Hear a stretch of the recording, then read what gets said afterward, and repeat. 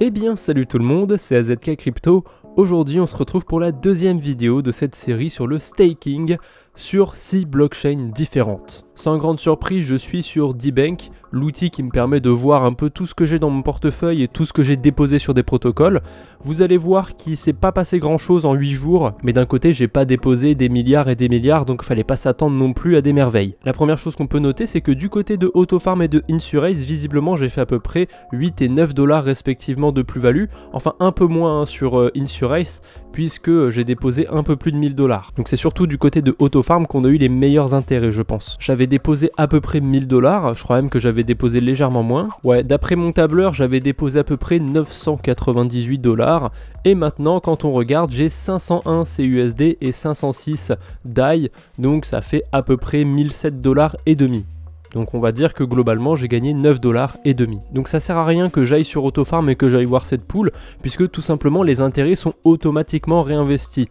Donc là ça me suffit amplement de regarder sur DBank où j'en suis en fait. À la limite, si je vais sur Autofarm, je peux juste aller voir si les APY n'ont pas trop descendu depuis la semaine dernière, puisque je vous le rappelle assez souvent, mais sur la finance décentralisée, les APY c'est vraiment quelque chose qui change tous les jours, et en général quand on a des gros intérêts sur des stablecoins, ça a tendance à baisser de jour en jour. Visiblement les intérêts n'ont pas l'air d'avoir baissé ou pas trop, je sais plus du tout à combien c'était la semaine dernière, mais pendant le montage j'irai voir à combien c'était la semaine dernière et je vous mettrai à l'écran si ça a baissé ou si ça a augmenté depuis la semaine dernière. C'est tout pour la blockchain Celo. La blockchain Phantom on va aller très vite aussi, puisque pareil, même système, j'avais déposé sur Bifi Finance. C'est une plateforme qui est comme Autofarm, les intérêts sont réinvestis automatiquement, donc à la limite je peux voir combien j'ai par rapport à la semaine dernière, mais ça sert à rien que j'aille faire la moindre action sur le protocole.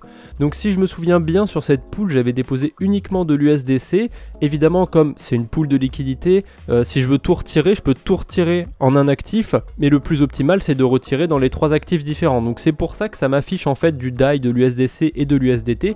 C'est parce que quand je dépose dans la pool de liquidité, j'ai des parts en fait de cette pool, et du coup les parts elles sont dans les 3 cryptos qui composent cette pool de liquidité. Voilà, je sais pas si j'ai très bien expliqué, en tout cas c'est ce qui explique que je vois pas que de l'USDC dans cette pool de liquidité. Et globalement j'avais déposé un peu moins de 1000 dollars, donc j'ai fait 5 dollars d'intérêt. Parce que si vous vous rappelez, j'avais fait une petite erreur sur cette pool. Au début j'avais déposé sur la mauvaise et du coup après j'ai dû retirer mes fonds de la première pool de liquidité, ça a engendré des frais, blablabla. Bref, il faut faire quand même un petit peu attention quand on dépose sur des pools de liquidité. Maintenant on va aller du côté de Balancer sur la blockchain Polygon. Je me souviens, sur Balancer c'est un peu spécial, les intérêts sont dans plusieurs cryptos différentes. Il me semble qu'il y a du Balancer, du TUSD et du Matic. D'ailleurs au moment où j'enregistre cette vidéo on est jeudi, et il me semble que c'est pas plus mal parce que je crois que les intérêts on peut les réclamer tous les mardis ou tous les mercredis, je sais plus. Donc là pour l'instant je peux réclamer 1,21 $ en Balancer. Les intérêts qui sont sur l'onglet Current Week, désolé j'ai du mal avec la prononciation des mots en anglais, c'est les intérêts qui ont commencé depuis lundi. Donc comme j'ai dit, on est jeudi, donc en seulement 3 jours j'ai fait à peu près 3 dollars d'intérêt. Non merde, 2 dollars d'intérêt, je sais plus compter. Donc c'est pas trop mal en quelques jours. Et si vous avez fait attention, ici je vois des intérêts en Matic et en TUSD. La semaine dernière j'ai aussi eu des intérêts en TUSD et en Matic, et je peux pas les réclamer ici parce qu'en fait sur Balancer c'est assez intéressant. Les intérêts ils vous sont donnés sous forme de airdrop en fait. Il y a juste les balancers qui sont plus distribués comme ça sur ce protocole, on est obligé de les réclamer manuellement.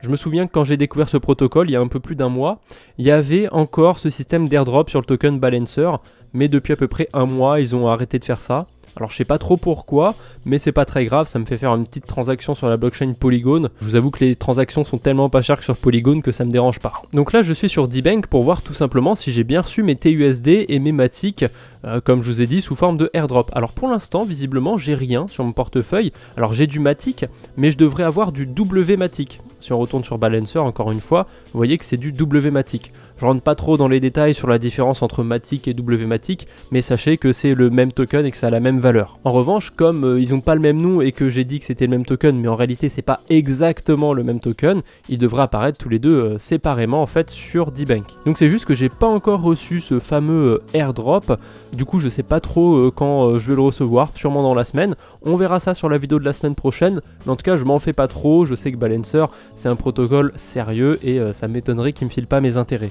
Pour en terminer avec Polygon, je suis face à un choix maintenant.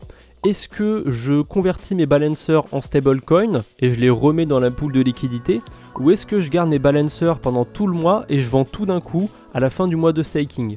Si je fais cette deuxième option, peut-être que si le prix du balancer augmente, ça aurait été plus intéressant pour moi, parce que si son prix augmente, c'est comme si j'avais eu un peu plus d'intérêt. Par contre, si sur un mois son prix fait que baisser petit à petit, ça aurait été plus intéressant de tout vendre à chaque fois que j'avais mes intérêts. En réalité, j'estime que le balancer, son token a plus de chances d'augmenter d'ici la fin de cette série de vidéos. Donc vous savez quoi? Je vais pas y toucher au balancer et on vendra tout ça à la fin de ce mois de staking. Mais encore une fois, chacun ses stratégies. Vous pouvez très bien vous permettre de vendre ça toutes les semaines, tous les jours, tous les mois. Bref, chacun sa stratégie. De toute façon, maintenant, on passe à la UOB EcoChain et vous allez voir que les intérêts que j'ai dans le DMT, je vais les convertir en stablecoin directement parce que j'ai pas trop confiance dans cette crypto là. Attention, je dis bien que j'ai pas trop confiance dans la crypto. Le projet en soi est plutôt bien, mais cette crypto, je suis quasiment sûr que sur un mois, elle devrait faire une mauvaise performance. Sur D-Bank, il y a un petit détail assez pratique. Quand on veut directement aller sur la plateforme, vous voyez qu'il y a une petite flèche et si je clique dessus, paf, ça me renvoie directement sur le protocole. Demeter, ils ont leur propre stablecoin et en ce moment, il n'a pas l'air très stable. Vous voyez qu'il est à 94 centimes. Alors il y a peut-être un coup à jouer, hein. Peut-être que si vous en achetez à 90 centimes, il va remonter à 1 dollar et du coup, vous allez faire de la plus-value sur du stablecoin. Évidemment, quand je vois un stablecoin plonger aussi bas, ça me fait un petit peu peur. Donc c'est pas du tout un conseil que je vous fais là. Mais sachez que sur des vrais stablecoins, genre l'USDT ou l'USDC, c'est très intéressant de pouvoir en acheter à ce prix-là. Après, sur des gros stablecoins, ça arrive jamais d'en trouver à 94 centimes. Bref, assez parlé d'arbitrage, on va directement sur l'application, faire les choses sérieuses, on va voir si on est prêt de se faire liquider ou pas. À mon avis, il y a peu de chances qu'on se fasse liquider. Je vous rappelle que sur Demeter, on avait emprunté, enfin j'avais emprunté de l'Ethereum pour les mettre sur une pool de liquidité Ethereum USDT. Donc visiblement, on est plutôt bien. Ma limite d'emprunt, je suis à 35%. Donc j'ai emprunté que 35% de ce que je peux emprunter au maximum. Je suis très large. Par contre, j'ai mes intérêts en DMT et je suis pas fou, je vais les réclamer pour tout simplement les vendre en stablecoin. Et pour convertir mes DMT en stablecoin, je me rends tout simplement sur mdex.com, c'est un peu l'équivalent de PancakeSwap sur la UOB EcoChain. Donc là je suis en train de convertir mes DMT en HUSD et cette transaction je vais aller la noter sur mon tableur. Je vous rappelle d'ailleurs que ce tableur vous pouvez le retrouver dans la description. Évidemment, ne me demandez pas de le modifier puisque c'est le tableur sur lequel je fais mes propres mouvements. On va pas se mettre à partager tous le même tableur et à mettre tous nos transactions dedans, c'est un petit peu stupide. Éventuellement, si ça vous intéresse un petit peu, vous pouvez le recopier et le faire personnellement pour vous. Mais voilà, le but de ce tableur, c'est juste de vous montrer en fait à quoi il ressemble. Pour noter les intérêts que j'ai convertis en stablecoin, moi j'ai une page qui s'appelle vente intérêt. Bon alors j'aurais pu mettre un D' pour que ce soit un peu plus français, mais c'est pas grave. Du coup dedans c'est assez simple, en haut j'ai toutes mes cases et j'ai juste à remplir en fait tout ça. Donc la date tout simplement c'est le 25 novembre 2021. La crypto que j'ai vendue c'est le DMT. J'en ai vendu à peu près, là je me permets de faire des arrondis parce qu'on s'en fiche un petit peu, c'est des intérêts, 73,05. Au total, j'ai vendu ça contre 1,768 HUSD et l'équivalent en dollars c'est 1,768. Évidemment ça peut paraître un petit peu débile d'avoir deux fois la même case, là on a l'impression que ça se répète un petit peu, mais si par exemple mes intérêts je les avais convertis je sais pas en UOB token ou je ne sais quoi, ça aurait eu du sens du coup d'avoir une case pour avoir l'équivalent en dollars et une case tout simplement pour avoir ce contre quoi je les ai convertis. Moi j'ai juste pris l'habitude en fait de tout suivre par rapport au dollar parce que c'est assez pratique. Mais évidemment, chacun a sa manière de faire. Si vous voulez tout suivre en équivalent Bitcoin, en équivalent Ethereum, vous êtes libre de le faire. C'est pas parce que je fais les choses d'une façon que c'est la façon optimale pour vous.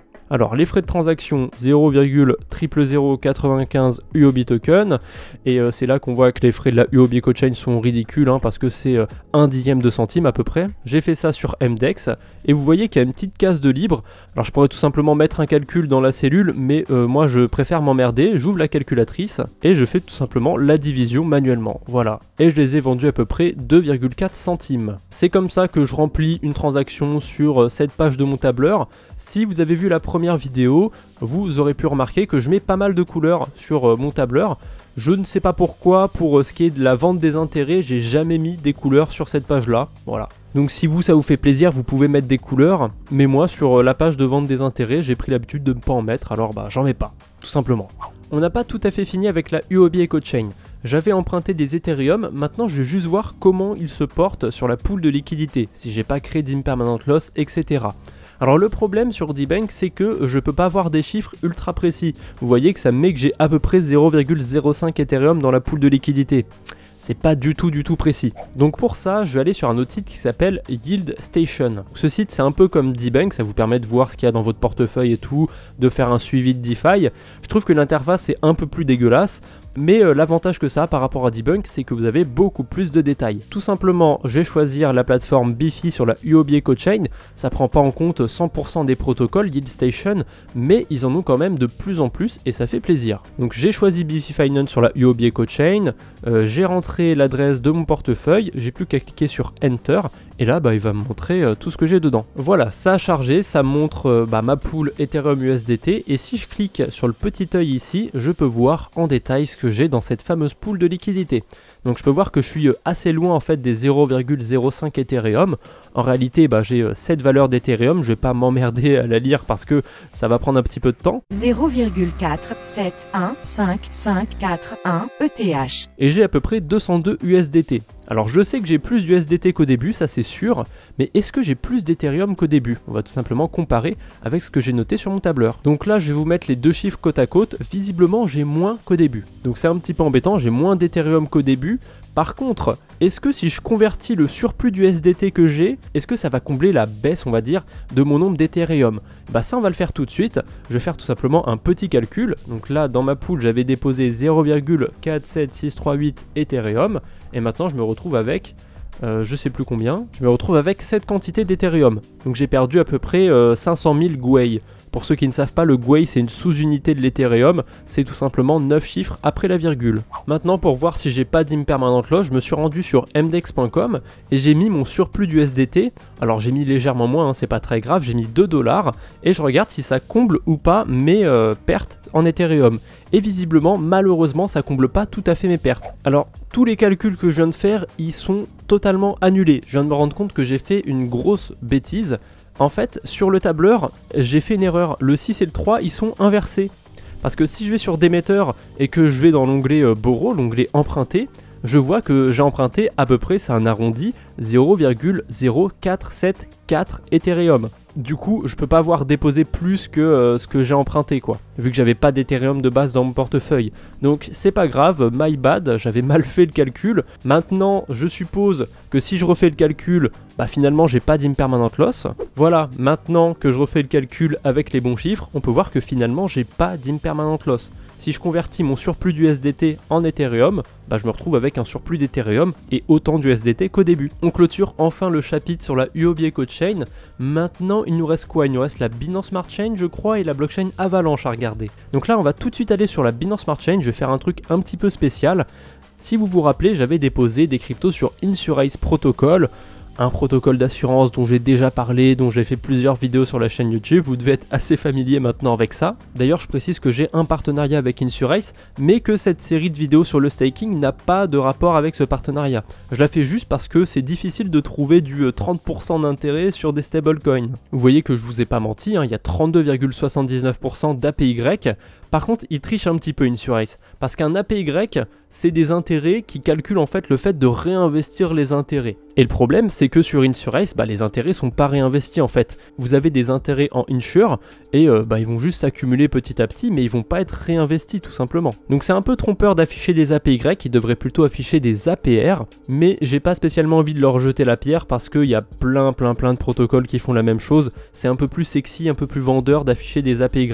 Bref, ceci étant dit, je vais sur la pool du BUSD et tout simplement je vais unstaker mes BUSD. Alors pourquoi je fais ça? Pourquoi je me retire déjà du staking sur ce protocole? C'est un petit peu bizarre. Et tout simplement si je fais ça c'est pour pas trop perdre de temps en fait. Comme je veux être raccord avec ma série de staking, comme je veux la terminer pile dans 30 jours, enfin dans 30 jours par rapport à la date du premier épisode, je peux pas laisser mes BUSD pendant 30 jours sur le protocole.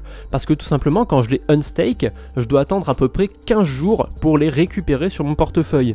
Alors du coup j'aurais pu faire ça au bout de la deuxième semaine, mais si je fais ça au bout de la deuxième semaine, vous voyez qu'entre la fin de la deuxième semaine et la fin du mois c'est un petit peu short, il y aura pile 15 jours, donc je veux vraiment être sûr d'avoir récupéré mes BUSD à la fin de ce mois de staking, quitte à avoir 6 ou 7 jours de moins d'intérêt dessus. Un truc qui est assez intéressant sur InSurace, c'est que même quand vous unstakez vos crypto-monnaies, elles continuent de vous faire des intérêts. Et ça, je peux vous le prouver tout simplement. On va aller sur l'onglet Home, on va aller dans My Reward, c'est ici qu'on peut voir combien de Insure on a gagné. Vous voyez que moi, pour l'instant, je suis à peu près 5 Insure.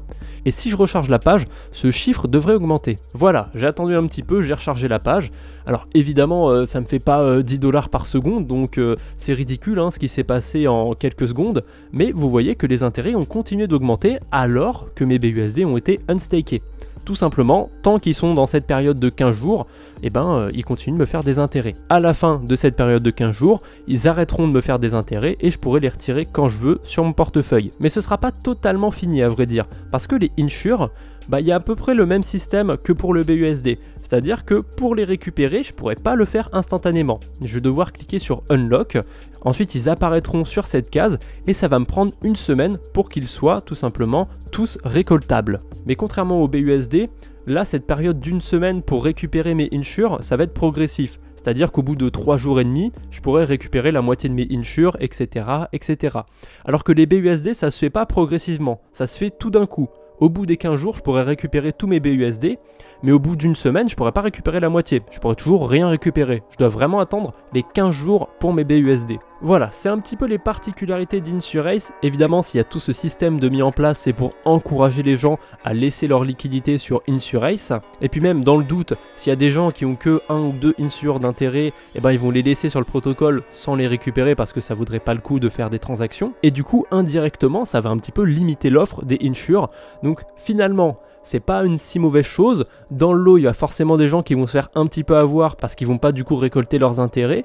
Mais d'un côté, c'est un petit peu le problème quand on dépose des cryptos sur un protocole et qu'on fait pas ses recherches avant. En tout cas, maintenant, vous êtes informés. Si vous voulez déposer aussi des cryptos de votre côté sur InSurace, faites attention à ça. Vous savez tout maintenant. Donc on a terminé pour la Binance Smart Chain, les Insure je vais pas y toucher tout de suite puisqu'ils vont continuer de me faire des intérêts. On va passer maintenant à la dernière blockchain, la blockchain Avalanche. Donc si vous vous rappelez, j'avais mis en place une stratégie un petit peu similaire à celle de la Huobi Cochain, sauf que je suis uniquement avec des stablecoins. J'avais déposé 1000 USDC sur le protocole AAV et j'ai emprunté à peu près 600 USDT. Évidemment, avec le temps, j'ai des intérêts à rembourser, donc je dois plus rembourser 600 USDT, mais 600,49 USDT. Et du coup, ces USDT, pour les faire travailler, pour qu'ils me rapportent eux aussi des intérêts, je les ai déposés sur un autre protocole qui s'appelle TraderJoe, qui est aussi un protocole de lending. Alors je sais que sur TraderJoe, il y a aussi des pools de liquidité et tout, mais je me suis intéressé au lending sur TraderJoe. Et vous voyez que les 600 $ que j'ai déposés, maintenant ils valent 601,16.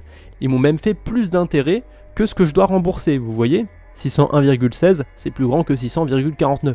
Je suis très large en plus, ça m'étonnerait que je me fasse liquider, à moins que le prix de l'USDT monte en flèche ou que le prix de l'USDC baisse à mort, je devrais pas avoir de problème sur cette stratégie.